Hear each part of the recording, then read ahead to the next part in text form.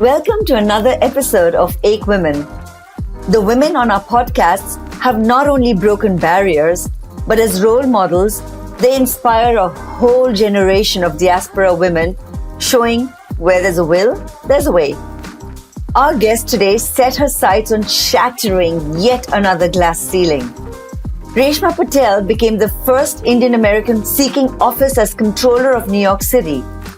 Many listeners will identify with their South Asian immigrant parents cajoling them to pursue medicine. Reshma decided to become a different type of doctor, one who manages fiscal health. As a child of immigrants who rose from poverty, Reshma understood the need to stretch out that last penny.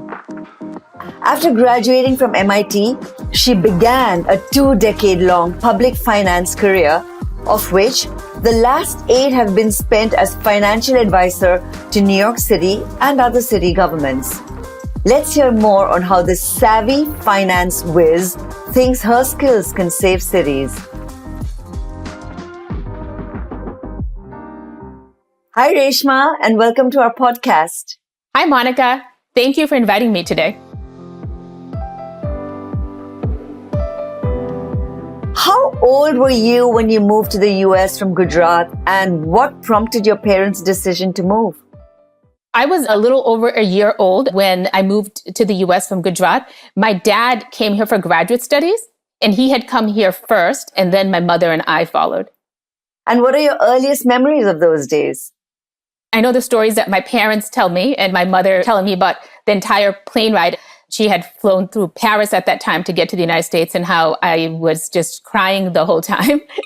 So I don't remember that much because I was quite young. I think my earliest memories are of when I was 3. I distinctly remember my sister being born in this country. How did affordable housing, daily struggles, and your mom's union job shape your own beliefs? We've all heard this story. I came here with $8 in my pocket because at that time, people weren't allowed to bring more than that with them in terms of foreign reserves and cash. My dad was in graduate school and supporting a family. So we lived in an apartment that was a part of an affordable housing complex. Initially, when my mom came to this country, she wasn't working, but eventually she did get a job in a factory that made books. The town that I grew up in was Lowell, Massachusetts, which had a long history of being a mill town. Those mills that used to be cotton mills were changed into paper mills. My mom worked at a company called Courier Corporation for many years. They were a union company, and often they would strike and people would walk the picket line for better wages and better working conditions. Wow. How many years did you live in Lowell? My whole life until I was 18. Are your parents still there? Yeah, my parents still live there. When I was 8, they bought a house, and they still live in that house. Any lessons you imbibed as your parents began climbing the financial ladder? My parents worked very hard. My dad used to go to grad school and work 2 jobs. So, being mindful of how you spend your money and doing the right things in terms of when you're ready to buy a house or when you're investing. Those are lessons that I learned from my family. And thinking about community as well, because it was about not only supporting your family, but supporting a family back home and helping others in your community as well. Do you have any stories to tell of how your parents were helping friends and family and things like that? As a lot of immigrants do, they would send money back to my grandparents as well as to help out their siblings. Eventually, my parents became U.S. citizens, and then our whole family ended up coming to the United States. So all my parents' siblings now live here. When they came initially, they would stay with us. Once they got a foothold here, they got a job or were able to get their own homes, they would move. Even before the relatives started coming, there was always friends, people from India. If anybody was coming from there, they would always stay with us. So being a part of a community and helping people was something that you just started doing when you were a very young girl. I think that comes from being an immigrant in this country. A lot of immigrant communities help those from your own community. Also, my particular community, no one is a stranger to the last name Patel. We have agrarian roots, and you come from villages and farming culture, and you always bring the village with you wherever you go. I know that. I'm a Patel. And a lot of my family in this country have come the same way. Mattresses on the floor, everybody in the same room, everybody cooking, but you just learn to live like that and make the best of whatever your circumstances are. How large was your family? My dad, there's 7 brothers and sisters, and he's the oldest. My mom, there are 4 siblings. Not only my parents' siblings, But on my father's side, even my father's first cousins have come to this country, and my grandparents had come here. It's been 2 years since my grandmother passed away, but she was here, and even all her siblings ended up eventually coming to the US. Do you meet often as a family? Yeah. On my father's side of the family, everybody actually still lives in Lowell, Massachusetts, within a short distance of my parents. Some of my mother's siblings are also in Massachusetts. A few are in upstate New York. So people do meet often. Any one large family gathering would mean that we have almost 100 people getting together. I completely resonate. We have 135 immediate family members in the United States and Canada. Anybody else in your family, your cousins, maybe uncles, aunts, who have also decided to get into public service, maybe engaging with community, civic engagement, volunteering? Most members of my family are actually very civically engaged, even if that wasn't something that they set off to be. My dad has always been interested in politics. That was our conversation every evening when we would have dinner and watch the news together. I was working on campaigns before I was old enough to vote. I would go vote with my parents. And my dad always engaged with our local elected officials. Often when we needed to get a visa for someone to come to this country, you would call up your local congressperson and be like, can you help me? Back in those days, immigration rules weren't as tight and it used to actually work and help. It was also just advocating for other types of issues that were important in our neighborhood, our communities, and being involved. My father has always been involved. My sister, who is a surgeon, is very politically engaged. I have several cousins who are also. It's interesting to me because it's not something that we sat down and said, okay, this is what we're going to do, but it is something that we've just gravitated towards. Your sister's a surgeon. She followed that desi route of doctor, lawyer, engineer. You decided not to do that. How did your parents take your decision? As a good Indian child growing up, I was always focused on math and science and did science fairs and math Olympiads and ended up going to MIT. But frankly, I always knew that I wanted to study economics and political science. My parents chose to live in Massachusetts, and every weekend we would actually go to Cambridge, Massachusetts. We would drive by MIT and Harvard, and it would be like, oh, someday you're going to go to school here. My sister ended up going to Harvard. I didn't actually get into Harvard. If I had, I would have maybe gone there. So really the immigrant dream. Particularly my father's dream, because he's a chemical engineer. So for him, actually, MIT was the school to go to, not Harvard. And obviously, he would have loved if I had become a chemical engineer or some other type of engineer like himself. But they've always been very supportive of what I wanted to do and let me choose my path. My sister was an anthropology major and wasn't sure what she was going to do and eventually chose medicine as her own decision as opposed to feeling pressure from family. That's unusual because that's not what you hear from many other desi kids. So how did that actually help you make your decisions? When was the aha moment that this is what I'm going to do? I've not been someone who thought, okay, this is what I'm going to be doing in 10 years or 20 years. When I graduated from college, I was thinking of law school or public policies. I was president of my senior class at MIT. And one of the things I had to do was organize a career fair. And while I wasn't looking for a job, I met somebody who worked in public finance in New York City. And he's like, oh, with your interest, I think you would be perfect for this job. Come to New York, come meet our team. I ended up taking that job thinking I would live in New York for 2 years and then go back to Massachusetts, go to grad school, do something different. But I came to New York and I fell in love with the city, its diversity, its culture, and could just never leave. Once I started working, you think you're going to stop in 2 years, but there's always a promotion or a raise or something that keeps you from leaving too. Did you have any struggles settling in as an immigrant family in Lowell initially? And is that why New York was such a breath of fresh air for you? Had you asked me growing up if I felt different or I didn't belong, I would not have said that, right? But once I moved to New York, I realized that I had found a place that I belonged, which is very different than how I'd felt my whole life. Lowell is actually known as a town of immigrants who had come to work in its mills. Irish immigrants had come to work in the canals. It prides itself as an immigrant town. But when my family was there weren't that many from India, or Asia, or even Latin America. It was primarily immigrants of European descent. Now that's changed. Lowell has become a city where there's immigrants from Asia, from India, from Africa, and from South America as well. Growing up, we assimilated to the point that I even celebrated all the Christian holidays. It was a primarily Catholic community, and we would go to midnight mass on Christmas Eve and do all the things that everybody else did in the community to fit in. I was perfectly happy doing that and perfectly happy as a child. But once I moved to New York and met so many other people of different cultures, not part of the mainstream culture, I realized that's the environment I like to be in. This multicultural experience of so many different traditions. Any valuable lessons you learned at MIT other than your curriculum work that you hadn't picked up as an immigrant in a small town in Massachusetts? There's so many things because outside of the classroom, the friendships that you make and the people you meet and you learn from is an incredible experience. Any stories that you could share? I ended up living on a floor where there were people of many different religious groups. The person who had the dorm room right next to me was from a Jewish tradition who followed the rules of the Sabbath, Friday night to Saturday, lights off, and couldn't touch the elevator button and stuff. There was a woman from India who was a strict vegetarian and she would want to keep her food separate. There was a Pakistani woman who wore a head covering and very deeply involved in the Muslim tradition. And then there were several people who were from Protestant faiths. There were two Mormons. There were people following Baptist traditions. And we all shared a kitchen together and we all learned to live together and learn from each other. I'm still friends with them now at a time in our country and in the world where there seems to be a lot of hatred and a lot of division. That was an amazing learning experience because I wasn't going to meet people of so many of those traditions I never had before and haven't actually since then as well. It was like melting pot, a little microcosm of life. I grew up in India. Everybody's so homogeneous. And when I moved here, I met all sorts of people. It really expanded my view and how I approach life. Most desi parents expect their children to study hard, get a good job, and then get married.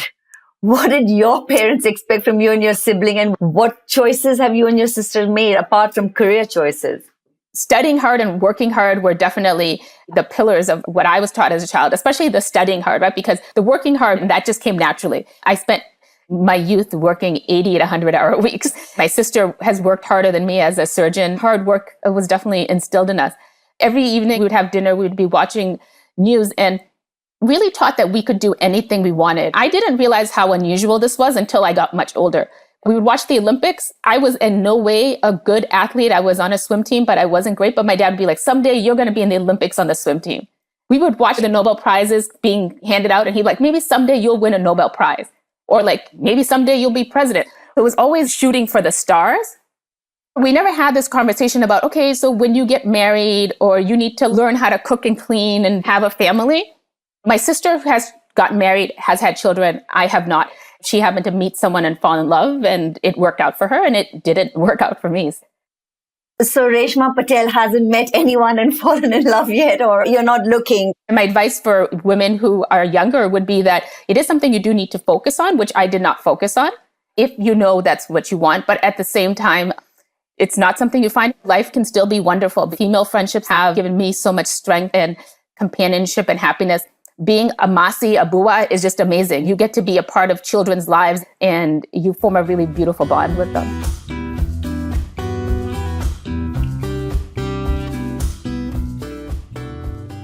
Did you have any mentor?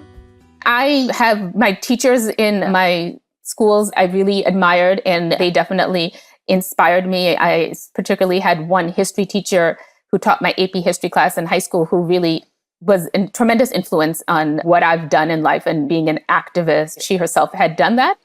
In the workplace, several people have been very supportive of my career and helped me. I chose to leave public finance several years ago, but when I decided to run for New York City Comptroller, people I hadn't talked to in a while from my work days reached out to me and just been super supportive. Are you still in touch with these mentors of yours? And if you didn't have them, would it have made a huge difference in how you approached life later on? I think in my case, I was already fairly highly motivated. I think where the mentors help, especially in a corporate environment, you need people to be your advocate and really pushing for you and looking out for you. That's where people who are my mentors and my bosses and supervisors really help me out. When you first enter a work environment, and if you don't have anybody who's been through that same corporate experience, you don't realize that. Just working hard is not going to be enough. You need someone to really advocate for you. A lot of the work I've done as a volunteer and as being a mentor to young women, it's amazing to me how many are told that you can't do something and how society tells them that, how families tell them that, and that lack of self-confidence, keeps them from doing great things. We as a culture need to change that. Did you ever visit New York City as a kid and think one day I'm going to be living here? I never thought I would live in New York City, but when we were kids, it was hard to get Indian groceries in Massachusetts. So we used to drive to New York. It would be like a van of several families. We would all get together, go to Jackson Heights, buy groceries, watch a Hindi film, and then come back to Massachusetts.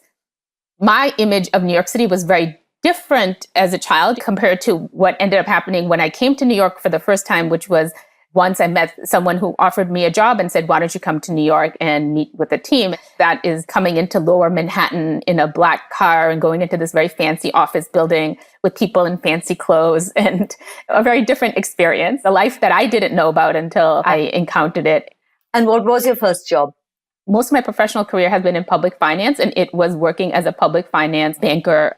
For those who are not familiar with it, in the United States, most financings of infrastructure projects, which is building of schools, bridges, airports, are done through taxes and bond issuances. That's what I was working on, structuring those bond issues to help state and local governments fund these projects. When you gave up public finance, you gave it up to run for office.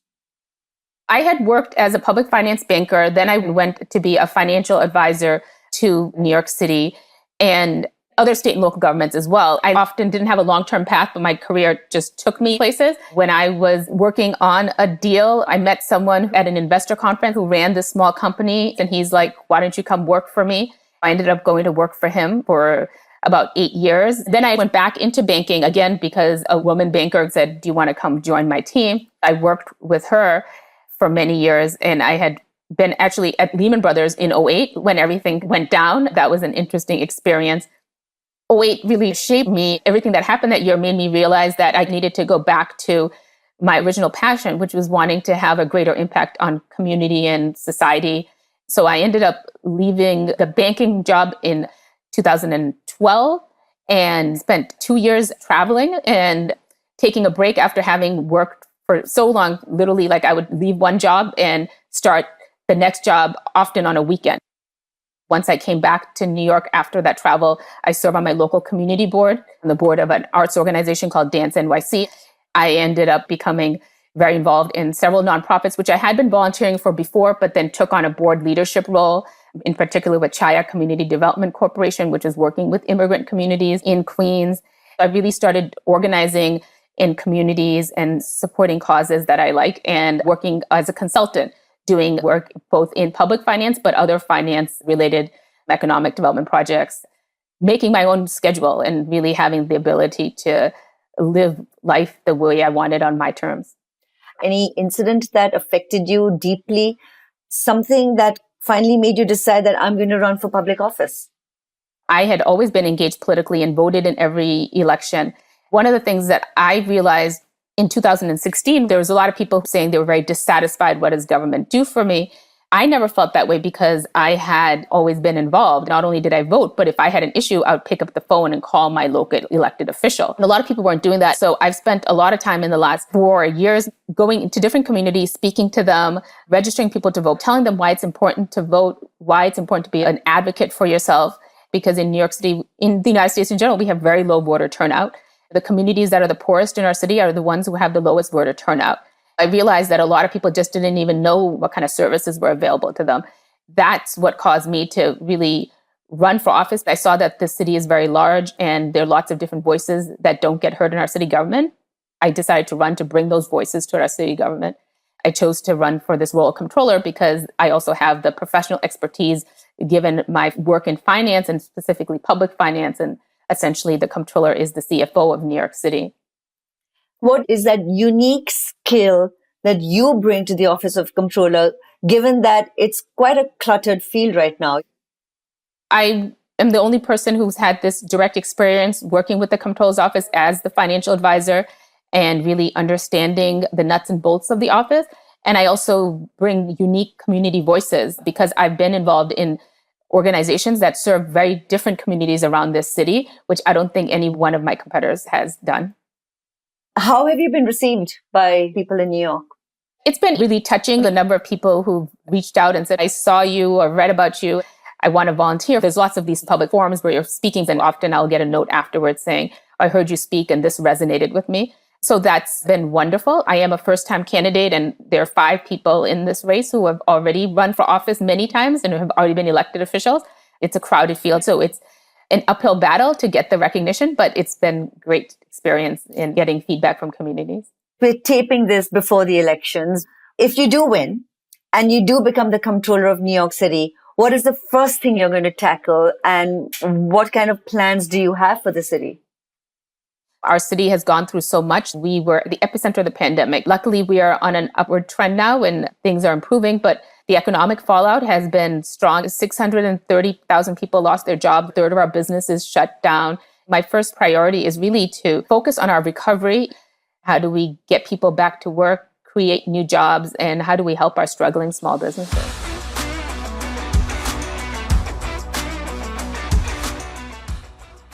I read somewhere that you declared an intention to run for president of the US, but a classmate said you couldn't do that since you're a girl.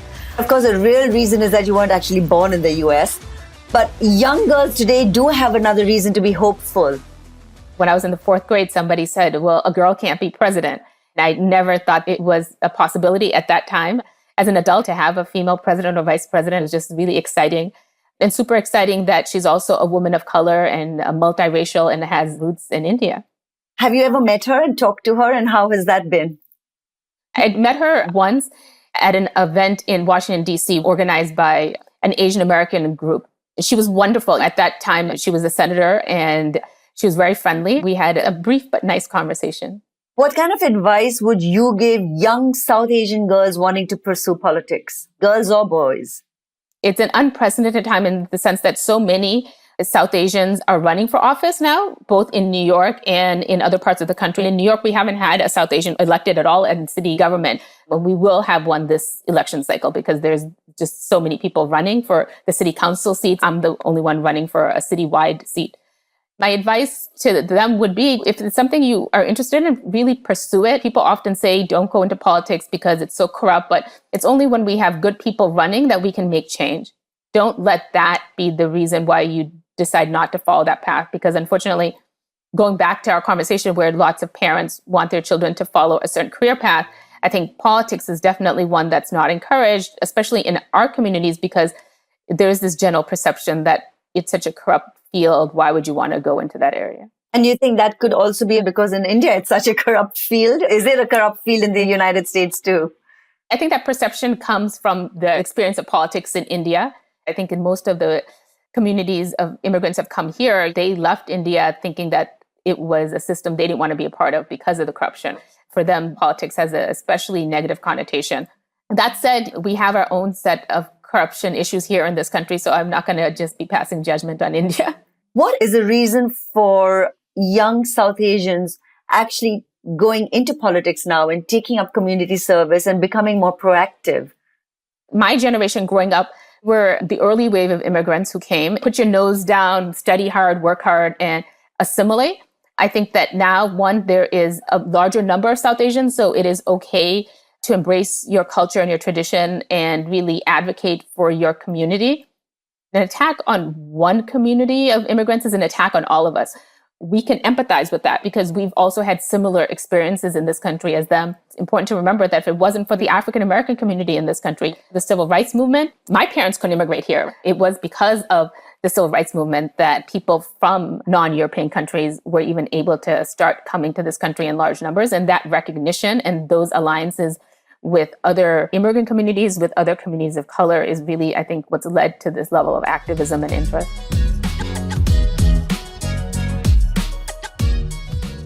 With your nephew and niece, do you see a difference between how they're growing up here and the way you were growing up?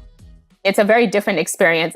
First of all, they're growing up with much more than we did. I think the longer you are in America and as life becomes more comfortable, the less hard you work in terms of whether it's studying hard or working hard. So my sister and I often be like, they just don't have the same level of motivation that we would have at their age, partially because they don't have to have it. At the same time, they're great kids who work hard, but it's just a different level of work ethic that's there. It's a millennial thing. They're not even millennials. They may even be too young to be Gen Z. They might be even another generation right now. It could be generational. Maybe it's not the second generation immigrant experience versus the first generation immigrant experience. It's also different in the sense that when we were growing up, until my relatives came here, we were just our nuclear family. Whereas my sister's kids have so much family around them, and that also makes a difference. As somebody who's come from India, how often have you gone back to visit? As a child growing up, we only had gone back to India 3 times. But as an adult, especially after living in New York, I've actually go to India quite often, almost every year. For the last decade, I've gone almost twice a year. In 2013, I actually spent 8 months in India traveling and have seen most of the country. I love it and miss it dearly because it's been now over a year since I've been because of this pandemic.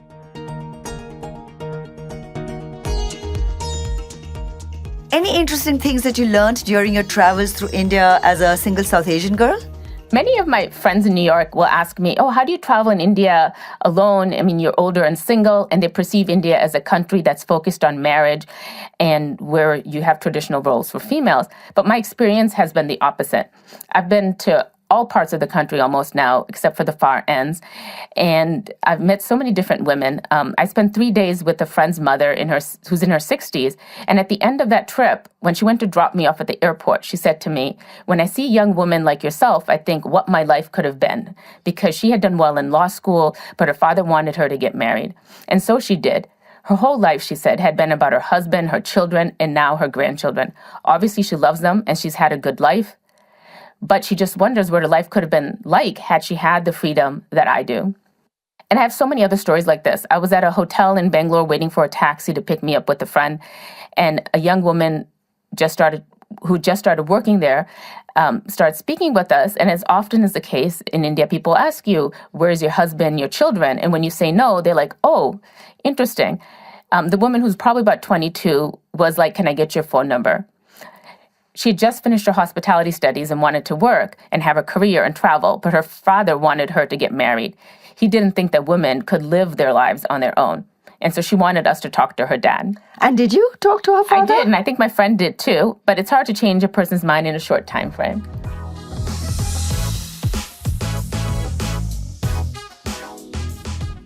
What about women of that age in the United States who probably when they came here with $8 in their pocket had no choice but to work? How do they view you and your freedom compared to what their life was? If not your parents, do they hassle you about why aren't you married? My parents obviously would have liked to see me married, but I haven't felt the pressure to do it.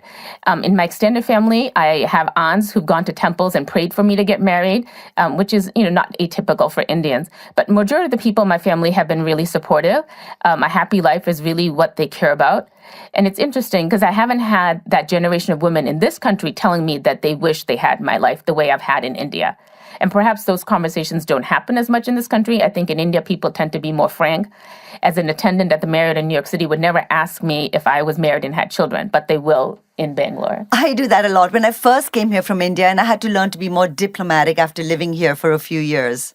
The other interesting thing is that my primary circle in New York City is, females who are single in their 30s and really focused on finding a partner and getting married. And each time you meet them for dinner or brunch, it's a story about the last bad online date they've had. Going to India, the conversation was different. It wasn't about wanting to get married, but it was about all these women who are being forced into marriages or not being able to make their own choices. And I wish my friends here could understand how lucky they are that they have this choice in life to choose their own path.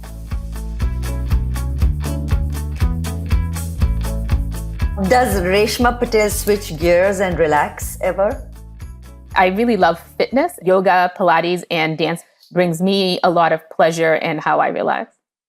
Any other hobbies or activities that you do? Movies and travel? I love travel and have traveled extensively. For me, travel is about history and culture of different places. And so I like to go to off the beaten path trips and be a traveler as opposed to just be someone who's on vacation is how I like to approach travel. I love music. I love to dance. What kind of dancing do you enjoy? Many different types. I actually love Bollywood dance. I love Bhangra, and I'm a Gujarati, so I love Garba. Indian folk dances are definitely the thing that brings me the most joy. If there's like a Bollywood trivia night, I can beat anybody. What's been your favorite travel destination and why?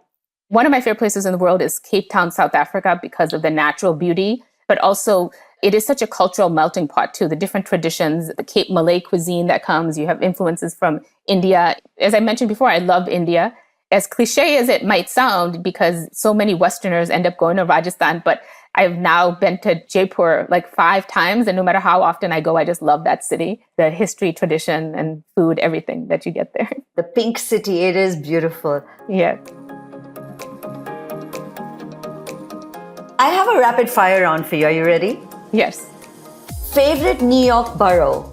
I'm going to say Queens, just because the amount of different types of great food you get surpasses any of the other boroughs. The best thing about New York? It's diversity. Your favorite cuisine? Middle Eastern. Favorite childhood hobby? Swimming. Kids or pets? Kids. New York summers or fall?